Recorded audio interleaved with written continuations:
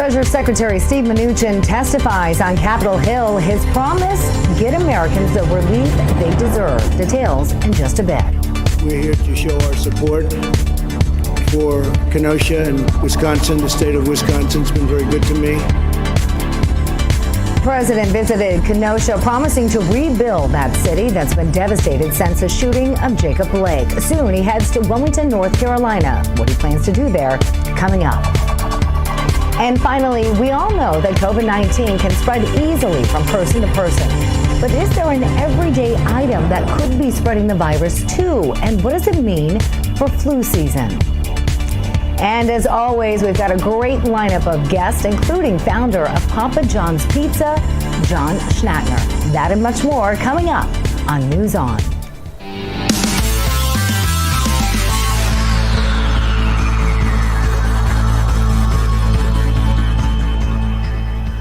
And hello and welcome to News On. I'm Miranda. Thank you so much for joining us. Treasury Secretary Steve Mnuchin says he hopes to reach a bipartisan coronavirus relief package soon. Of course, he made that comment yesterday while testifying in front of the House subcommittee investigating the federal response to the pandemic. Senate and House on a bipartisan basis for Phase 4 relief package. I believe a bipartisan agreement still should be reached and would provide substantial funds for schools, testing, vaccines, PPP for small businesses. Talks between Democrats and the Trump administration on a new relief package broke down early last month.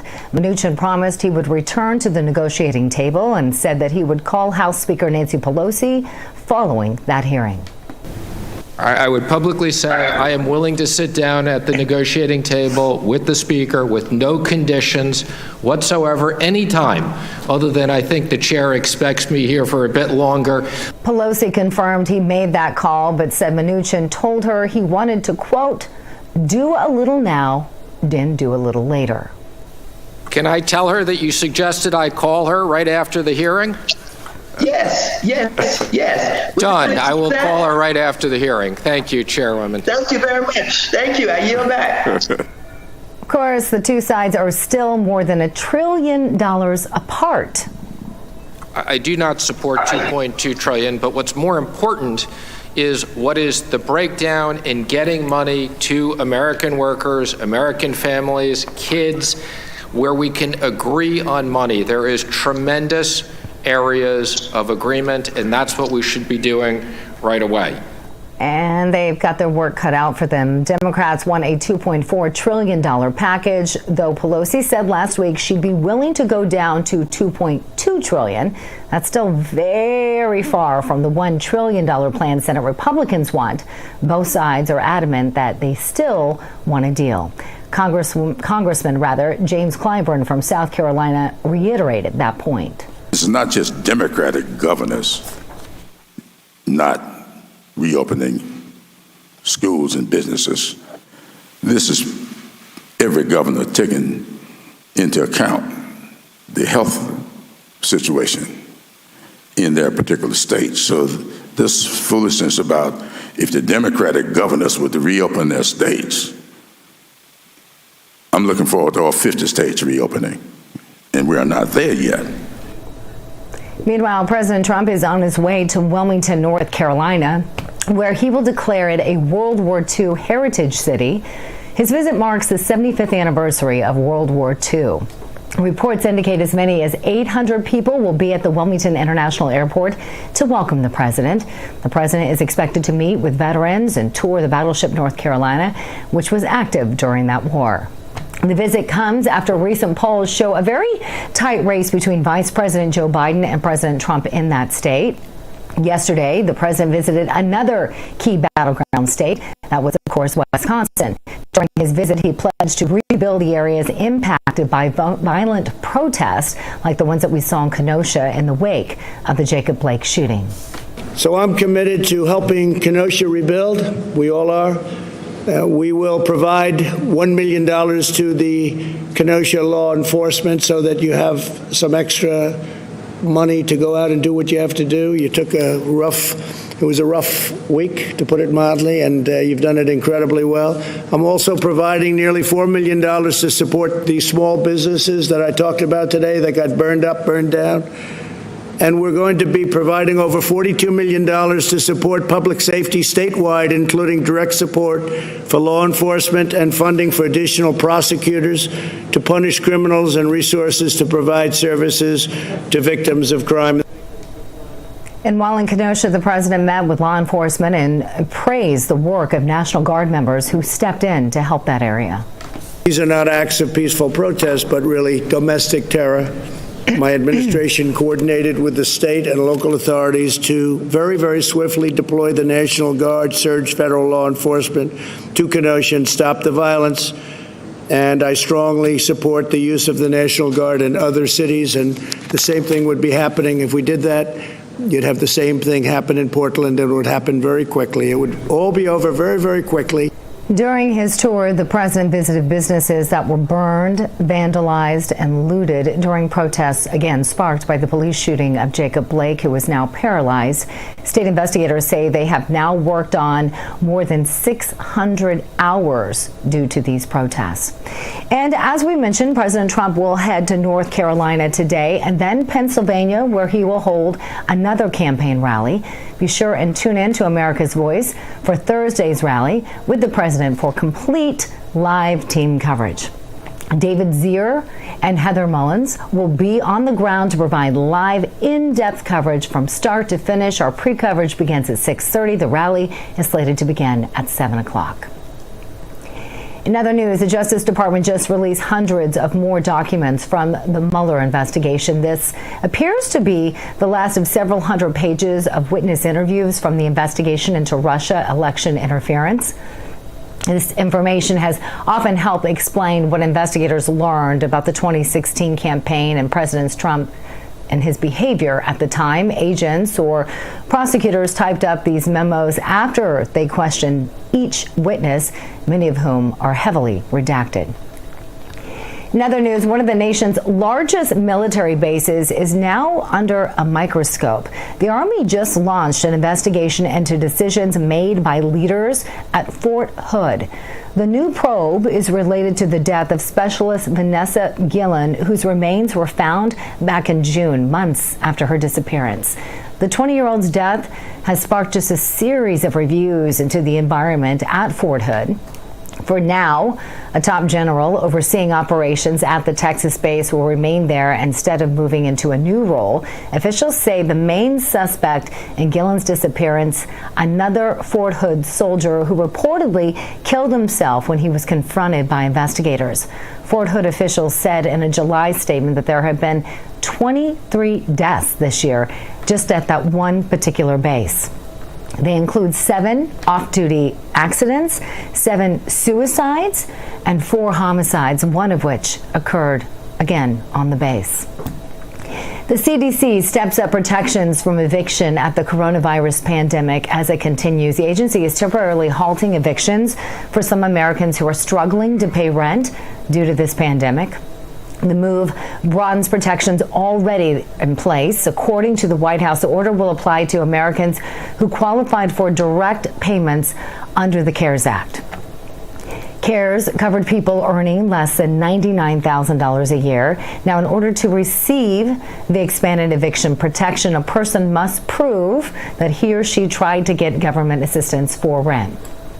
He or she may also have to show that he or she can't pay rent due to financial hardship because of COVID-19, and that he or she would likely be homeless if evicted. The CARES Act only covered federally backed rental dwellings. The expansion applies to all rental units in the nation. In the U.S., flu season happens generally in the fall and the winter.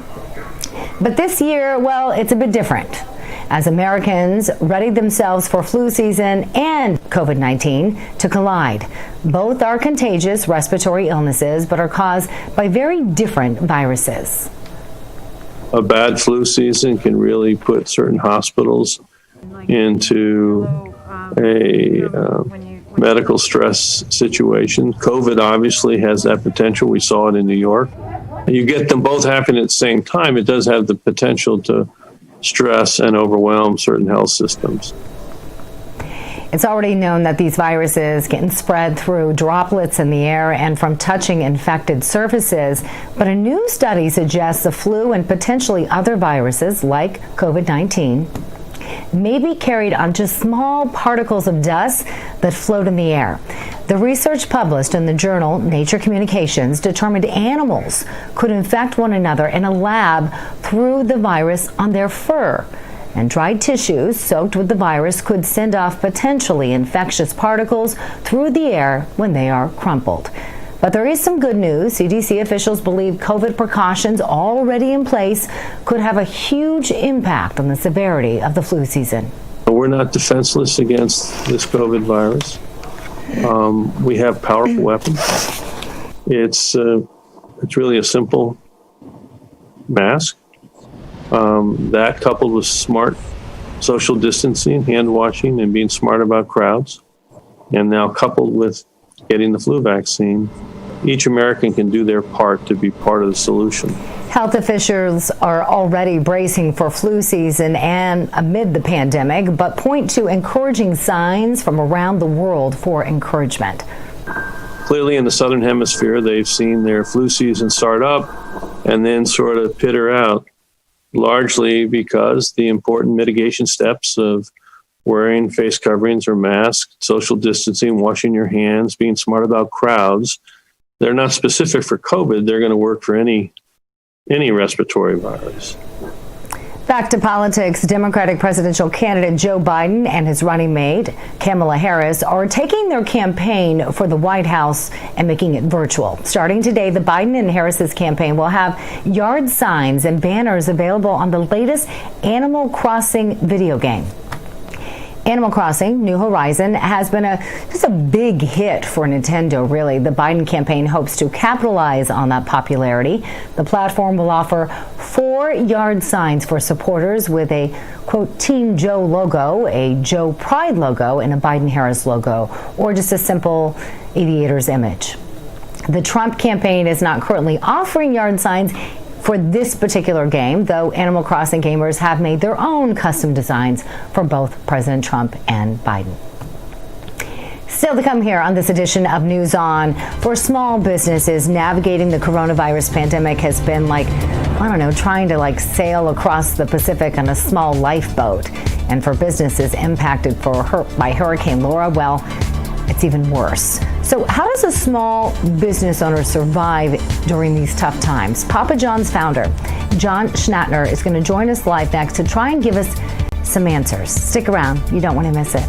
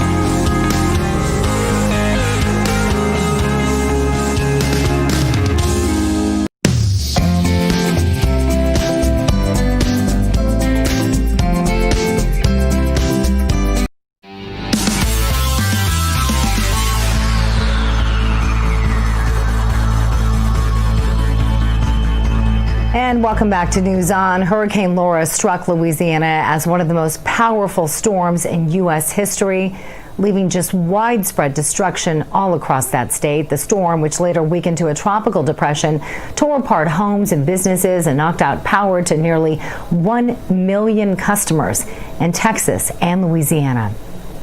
And even before the hurricane struck, small businesses have been struggling, and with Congress unable to come up with an agreement on the next round of stimulus funding, relief has been hard to come by. But my next guest is trying to fix that. Joining us live now is John Schnatter. He is the founder of Papa John's Pizza, and it's so good to have you here. Good to be here, Miranda. Thank you. Did I say your last name correct? Close enough for government work. It's Close enough. Schnatter, like schnapps. Schnatter. I'm going to get it. I'm going to get it. Thank you so much for joining us here on News On. Such a pleasure to have you. As I mentioned, small businesses are just struggling to survive. You have built this pizza empire. Basically, as you described it, you went from a broom closet, essentially, to having thousands upon thousands of locations all across the country. What advice do you have for small business owners who are just barely hanging on by a thread? Well, from the get-go, we've been practicing the 3 E's: effort, enthusiasm, entrepreneurship. In these times, you got to have an extraordinary effort. You got to show up. You got to be there, and you got to give it 110%. To the enthusiasm, the passion. Human beings by nature are tenacious. We're persistent. We're resilient. And in times like this, you have to be resilient, and you have to make the effort, and you got to have that enthusiasm, that passion. If you think you can, you're right. If you think you can't, you're right too that way. And then, of course, entrepreneurship. And entrepreneurship is all about finding new ways to do things, innovation, creativity. And that's what I don't like about this Me Too, this cancel culture, is it tells you not to think for yourself. And entrepreneurs right now need to be entrepreneurs. They need to think for themselves. They need to be creative to the nth degree. They need to be on hyper alert and hyper creativity, because every second of every day they're going to have to think of new ways and new pathways and new technology and new innovations to get through this mess. Well, so obviously, this is a pretty complex problem as Congress continues to debate the next round of, for a coronavirus relief bill. We thought it was going to happen weeks ago. We keep hearing it's going to happen, that they're going to reach some kind of compromise, but a lot of people are pretty pessimistic. So what's the solution here in the meantime? Well, usually government is not the solution. Government is usually the problem. In this case, I'm all for PPP and anything the government can do to support and encourage the entrepreneur. I started in a broom closet. We were broke. We couldn't pay the bills, but at least I could open my doors. In this COVID-19 and some of the civil unrest, businesses, they start, they stop, they open, they close, very disruptive, very difficult. You take your introduction, the Hurricane Laura down in Louisiana. We had COVID-19, we have civil unrest, and now we have a hurricane that's devastated. Can you imagine being an entrepreneur, a small business in that neck of the woods? I mean, my heart goes out to them. Oh, and I know. I was just speaking with my former co-host from KPLC TV the other day, John Bridges, because I used to work and live there in Lake Charles, and it just looked like a war zone went off there. It's the worst hurricane to hit that state since the 1850s. And it just decimated that area. It could be, he was telling us the other day that it could be 8 weeks before power is restored in that particular area. Well, we have dear friends in Lake Charles, Dr. Sam Tolbert. He's the minister for St. Mary's Baptist Church. He's also the president of the National Baptist Convention of America, some 38,000, congregation, 5 million folks in that church. And Sam's a dear friend and a great leader and a great man. And so we're going to fly down and do some things for that area, for Lake Charles, Sam and his great church, and the Baptist Convention of America. We're going to be there for them. We've set some money aside. As you know, we gave $1 million to small businesses. We're going to use some of that to help Sam and his team, and we're going to come down with whatever he needs, whatever resources he needs. We can't forget about our friends down in Lake Charles, Louisiana, just because of all this other stuff going on.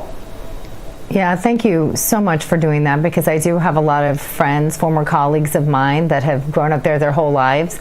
It's just devastating.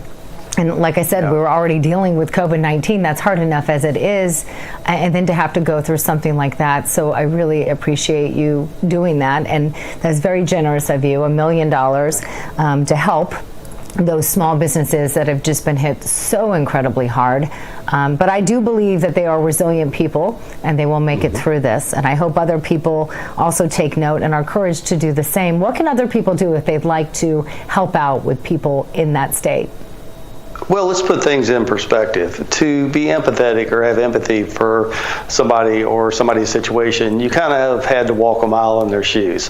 When you start broke in the back of your daddy's tavern, you know what broke feels like.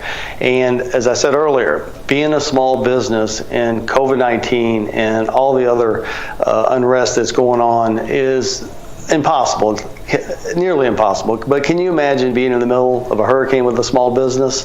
So I think I think our spirit and our will to help and know they have our support, I think that's as important as the resources, the money, the water, the food, etc. We're going to need the materialistic things, but I think the spirit is just as important as the money and the financial resources and the material stuff. So I think if we just say our prayers for them and get behind them, and they know we're there in spirit and heart, I think that could be a big boost for Lake Charles, Louisiana, and the surrounding areas. John, when are you heading there? Well, I was trying to head there today, but Sam hadn't told me where he wants to spend the money yet. So I'm waiting on Sam. He's flying to Louisville today. We're going to put a game plan together tomorrow, and we'll be headed out Friday. I'm thinking sometime between Friday, Saturday, Monday, Tuesday, Miranda. And I'm going to be flying him back. So he'll be going back with me, and we'll have a game plan. We'll put some resources behind it and hopefully do some good things. Yeah, I hope we can have you back on the program and get an update. Love to see what you guys saw, what you experienced. Thank you so much for what you're doing there. Any final thoughts, again, for small businesses struggling? You've been so successful during your lifetime. Any encouraging words? 30 seconds. I'm just thankful every day that I had the opportunity to be in America and to start a small business, and just stick with the 3 E's. Be enthusiastic, be passionate, effort, be resilient. Don't ever give up. The difference between a successful entrepreneur and unsuccessful is a successful entrepreneur hears no 400 times and he knows the answer is yes. Unsuccessful entrepreneur hears no and he thinks it's no. So the 3 E's: enthusiasm, effort, entrepreneurship. Be creative every minute, every second of every day. Think out of the box and never lose or let anybody take away your independent critical judgment, your ability to think for yourself. Miranda, I'll shoot some B-roll footies down there, and we'll talk next week. Great. And let's see if we can make a difference. I would love that. I think we can do that. You definitely are for us. Thank you so much. Such great, encouraging words. And thank you again for helping our friends in Lake Charles, Louisiana. Appreciate it. My pleasure. Still ahead on News On, the sprint to Election Day is on. So with just over 60 days until we all cast our ballot, what are some of the biggest issues facing this election? We'll discuss it next. We'll be right back.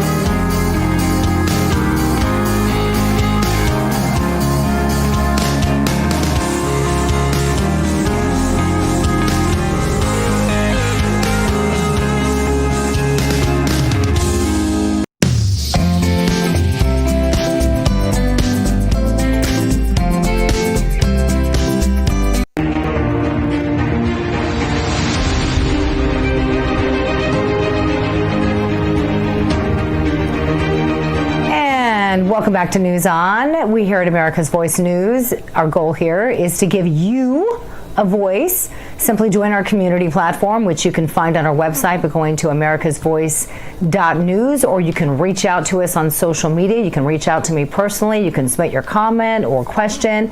And guess what? We may just air it on this very program. So last night we asked you, what's the number one issue that matters most to you and will actually determine who you'll vote for this November? So here are some of the responses we received. First, we heard from Don Scoville, who says that the number one issue for her is women's rights, whether in the workplace, the medical clinic, or otherwise. She also believes that the one candidate will do nothing and the other will do the worst thing, making her feel like she's not left with much of a choice. Thank you, Dawn, for sharing your thoughts. Hopefully you'll feel inspired by one of these candidates soon. We'll get a women's rights panel together soon here to help answer some of these questions. I think that's a good idea. I like that, Dawn. Next, we heard from Chris Childs. His number one issue centers on the size of our government, saying he wants, quote, less government in our lives and more freedom back to our lives. Mr. Childs, thank you so much for sharing your opinions. Good to hear from you. Next, we have Eddie Villanueva. He decided to chime in, saying that he's listening for policies that will improve our trade relations with other countries and bring manufacturing back here to the United States. Eddie, I think that was an excellent comment, and it will be interesting to see how each candidate tries to tackle this problem. Both are vowing to do that very thing. We'll have to see what happens in the weeks to come. And finally, Miyumi, I hope I'm saying this right, commented as well. She said she would like to see, please, I believe I'm saying this right, security, that is citizen, peace and security. Okay, we have a little misspelling there. Peace and security that a citizen from a nation and a free world enjoys. And I think that's an idea we can all get behind. So we appreciate you taking the time to share such a wonderful comment. That came from Twitter. Some of the others came from Facebook. Again, you can go to our Twitter account, you can go to our Facebook account, and you can also go to our website. And remember, we want to hear from you. So please stay social with us and keep, sharing your thoughts with us. You can also submit a video as well. You can private message us. As you saw the other day, we had two videos, one from Anthony Brennan and one from Chris Caputo, sharing that with me, private message. I know not everybody wants to share their thoughts on Facebook or Twitter, but you can also private message me as well. So we want to know, what do you think? Do you agree with some of those opinions that you heard? Do you disagree? You can always, again, go to social media or go to our website for more. Coming up next, we are going to talk with our guest, David Bratt. We're going to have him weigh in on the president's visit that's happening today in North Carolina, and also the upcoming rally that's supposed to take place Thursday in Pennsylvania. And just a reminder, we're going to have live coverage of that rally beginning at 6:30 Eastern Time right here on America's Voice. We'll be right back.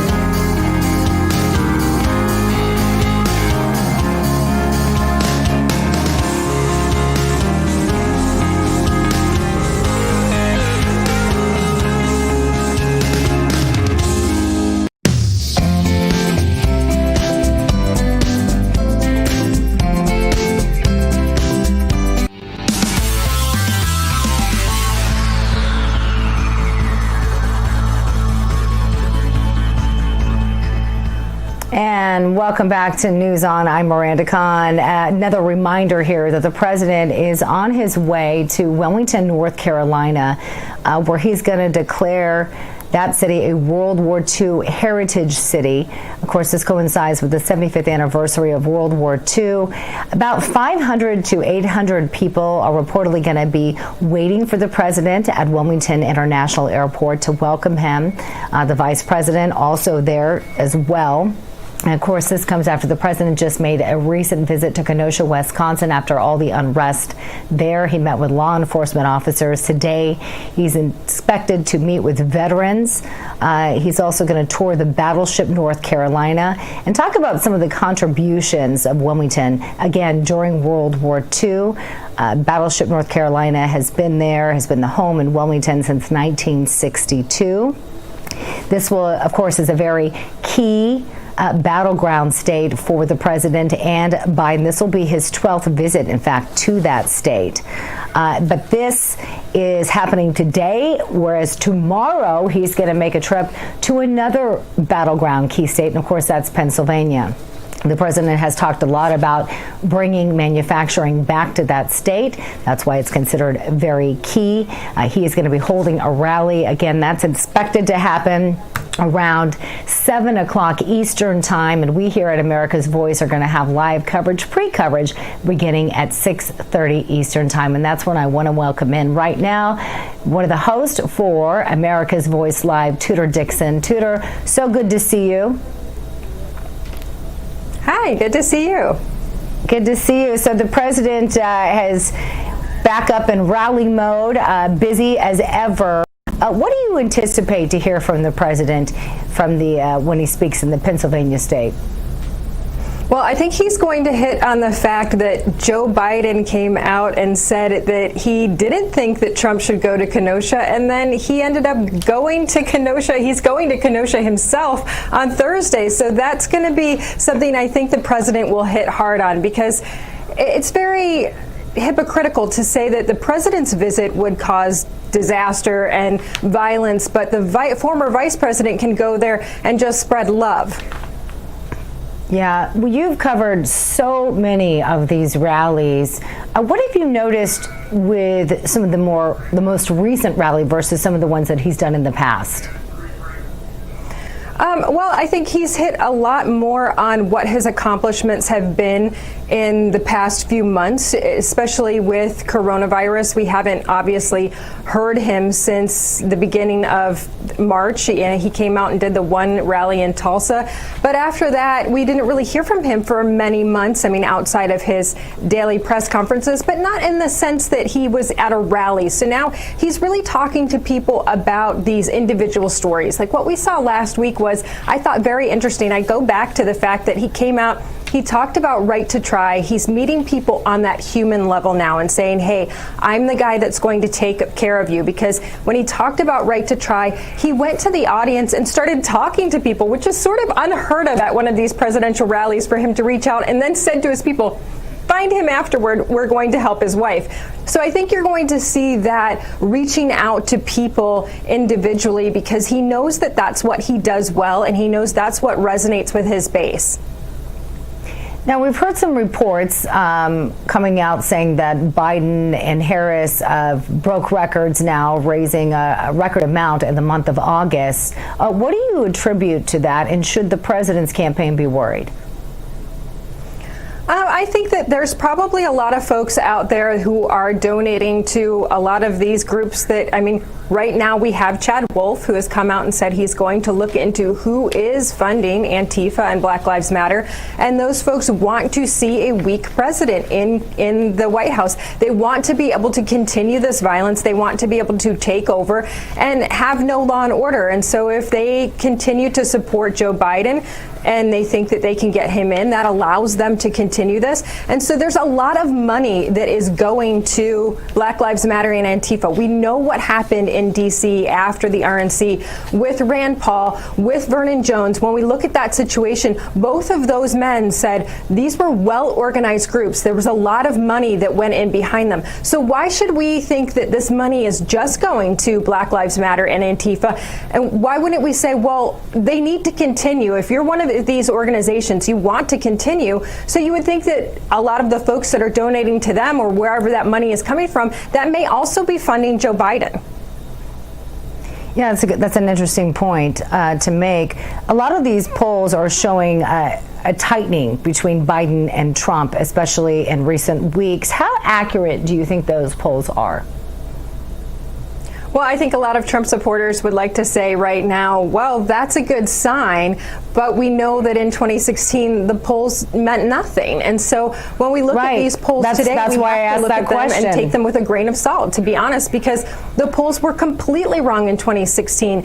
So we don't know. I mean, just in Michigan last week, we had a poll come out that says that now the president is 2 points ahead of Biden, and John James, our Senate candidate, is ahead of the incumbent Senate candidate. To me, that seems like, Republicans should be excited about that. But I think Republicans are looking at these and saying, after 2016, we just don't trust polling. We're just going to have to wait until the election. And then there's a lot of question as to how the election will go and whether or not it will be fair. There are a lot of attacks out there right now saying the election can't be fair in favor of Trump or Biden. So it'll be honestly something to follow for the next several months. But November 3rd will be very interesting. Yes, it will be very interesting. And you're right. I think there were only 2 polls that actually got it right in 2016. However, a lot of people do pay attention to those polls. Could that sway voter opinion? I think that right now we're here. I mean, if we look back at what happened at the RNC convention with the C-SPAN phone numbers, just that alone, they had to actually add different numbers for people who were going from being Democrats to voting Republican for the first time, because there were so many people that were watching the RNC convention and saying, you know what, I'm done with Biden. I'm going to go with Trump. But I think we're still so early on, Miranda, because if you look at the timing, we've just gone through these conventions. Now you say, well, we're within this 2-month limit right now, and we really need to be buckled down and find out what's happening. But so much can happen in this amount of time because you still have the debate. So I think that people are not necessarily going to be swayed by polls right now because they haven't seen Joe Biden. So Joe Biden has been in his house, and he said he was going to campaign from his house. Now, obviously, they're kind of smoking him out, but the President Trump is really smoking him out by saying, hey, I'm going to Kenosha regardless of what you say, whether you say that's a bad idea or not. I'm going to continue. I mean, he's out speaking today. He's going from state to state, and I think that makes the Biden campaign nervous. So all of a sudden, I think we'll see a big switch in how this election is going, because we were looking at an election where you had one candidate who was out talking, the incumbent president, and you had one candidate who was in his home and not leaving. And so now that's suddenly switching. We have him going to Kenosha this week, Pennsylvania last week. So or maybe that was earlier this week. I think it was last week. Getting confused. It's been a lot. There was so much going on last week. But yeah, no, it's hard to keep track, right? New Hampshire, Pennsylvania. So I don't know the polls are doing that yet. Yeah, no, I'm here with you. Yeah, it's hard to keep track of everything because they're traveling so much right now. We only have a couple minutes remaining, but real quickly, just want to get your thoughts again on North Carolina, Pennsylvania, what the president needs to do, and then also what's coming up on America's Voice Live today. You're saying that. I feel like I'm scrambling to get ready for America's Voice Live. I shouldn't tell people that.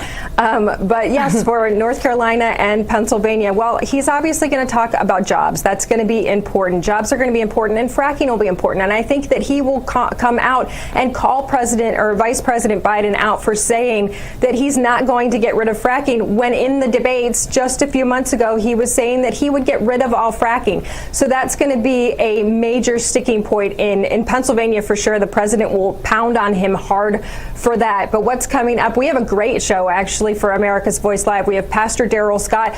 We have Alan Bukhari, who has a new book called #Deleted. He is he's the senior technology editor for Breitbart, and he's going to say how this election could be tampered with based on the fact that some of these major companies are not letting you see the actual news. A lot of Googles and Twitters and Facebooks, and what exactly does that mean, Miranda? It's going to be really fascinating, so you should tune in.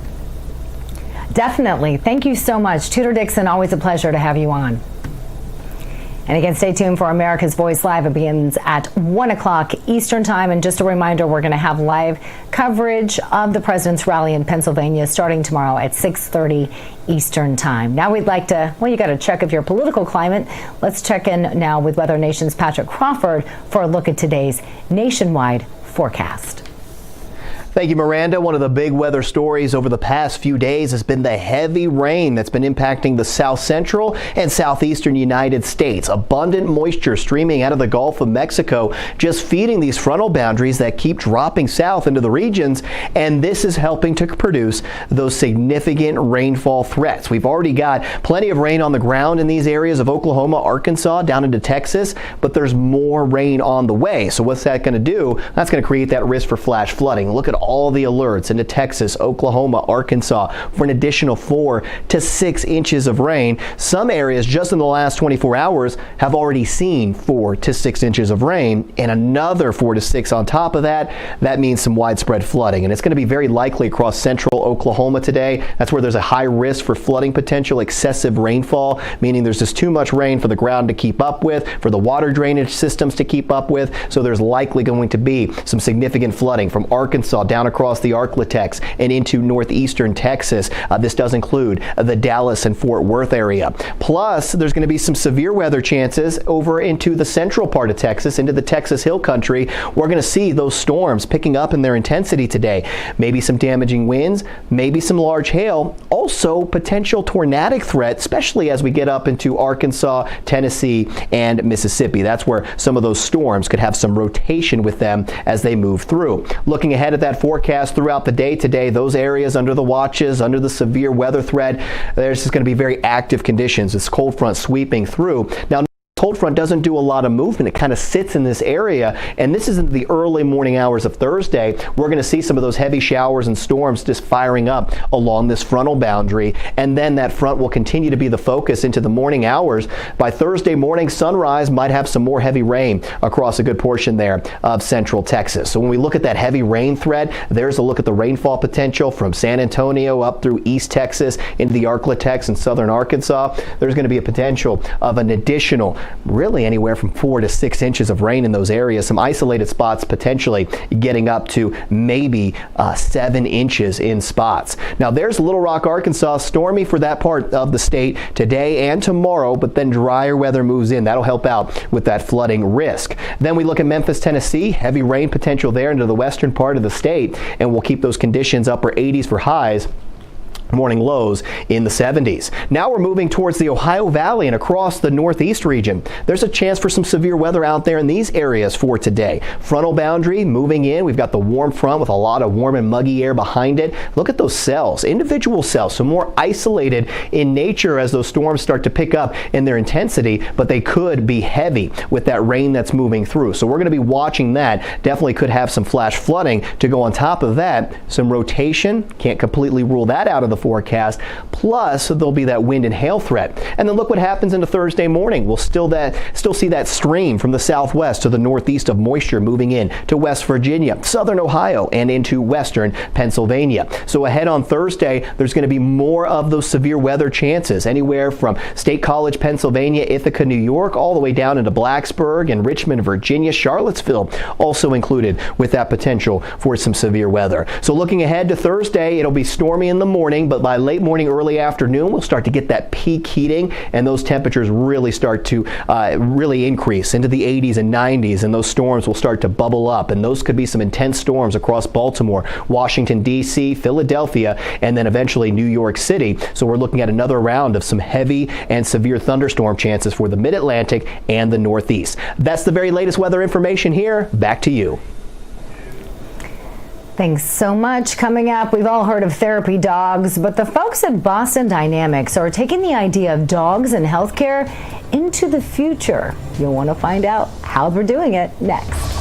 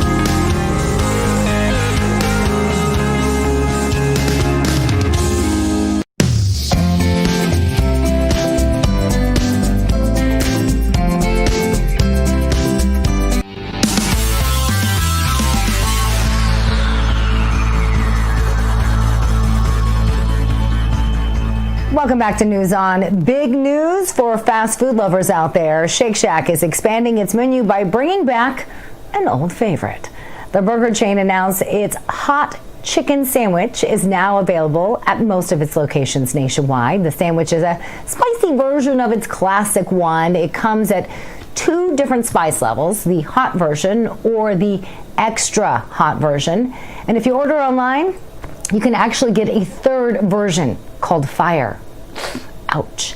The hot chicken sandwich is just one of the new spicy additions to Shake Shack's menu. The restaurant is also introducing hot chicken bites, hot spicy fries, and hot spicy cheese fries. Definitely would need some Pepto or something after that. Hospitals often bring in therapy dogs to help soothe patients as they receive treatment, but a new type of canine could be used to help doctors gather vital information from COVID-19 patients. Take a look. This is Spot, and he comes equipped with an infrared camera and 3 other monochrome cameras to get the vital signs without a doctor having to be present. We're talking skin temperature, breathing rate, pulse rate, and blood oxygen saturation, all done remotely with the aid of this robot. Researchers, the science could help keep down exposure to COVID-19. Researchers in Boston are testing out the robot dog on volunteers. While the idea is to use the robots in triage situations, it could eventually be expanded to monitor patients in their hospital rooms so busy doctors can check on them virtually. Pretty cool. Yeah, a little different looking. No New York State Fair this year. No problem. That's not keeping the American Dairy Association from displaying its annual showcase. The ADA unveiled this year's butter sculpture at the New York Fairgrounds Tuesday. The sculpture reflects its 2020 theme, Nourishing Our Future. It shows 2 different scenes. On one side, a dairy farmer is depicted providing milk to a child learning from home with his mother and a virtual teacher. On the other side, a child learns in school while a school nutrition worker is delivering them a meal. Artists use 800 pounds of butter to create this sculpture. It's a lot of butter there. I say it pays tribute to choose those who ensure children are nourished and learning, whether at school or at home. Gotta love real butter, right? Pope Francis held his first public audience today since COVID-19 restrictions were put into place back in March. His regular weekly audience has been held online in the interim. Members of the audience wore masks, as well as some of the priests who were there in attendance. Coming together in solidarity was a key point in the Pope's overall message. He spoke of the recent blast in Beirut and the need for local communities to come together to move past the tragedy. He also noted that the coronavirus outbreak highlighted the interdependence of communities across the globe and that the crisis requires everyone to work together. And that will do it for this edition of News On. As always, you can follow us on social media, on our own Join the Community page, on our website as well. Thank you so much for watching. I'll see you back here tomorrow at noon. Have a wonderful day.